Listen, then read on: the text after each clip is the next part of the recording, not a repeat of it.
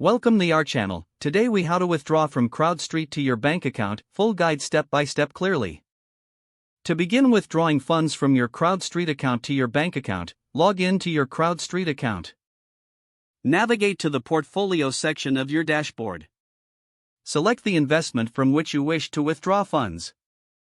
Click on the Distributions tab associated with that investment. Review any available distributions for withdrawal. Choose the specific distribution amount you want to withdraw. Next, locate the Withdraw button and click on it. A prompt will appear asking for your bank details if not previously added. Enter your bank account information, including the account number and routing number. Double-check the information for accuracy to avoid any issues. Confirm the withdrawal request by clicking on the Confirmation button. You will receive a notification confirming that your withdrawal has been initiated. Keep an eye on your email for any updates regarding the status of your withdrawal. Funds typically take 5 to 7 business days to process.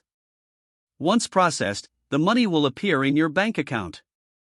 For any issues or inquiries, contact CrowdStreet's customer support. With these steps, you can easily withdraw your funds to your bank account. If the page does not load, refresh the browser or try again in a private or incognito window. Make sure you are using the correct email address, then retype it carefully to avoid small typos. If your password is not accepted, use the reset option and create a new strong password you can remember. Check your spam folder for verification or security emails, then complete any requested confirmation steps. Enable two-factor authentication if available to improve account security and reduce unauthorized access risk. After signing in, review your profile details so your contact information and settings are accurate and current. If you see an error message, note it down and try again after restarting your device and internet connection. Log out when you finish, especially on shared devices, to keep your account and payment information secure.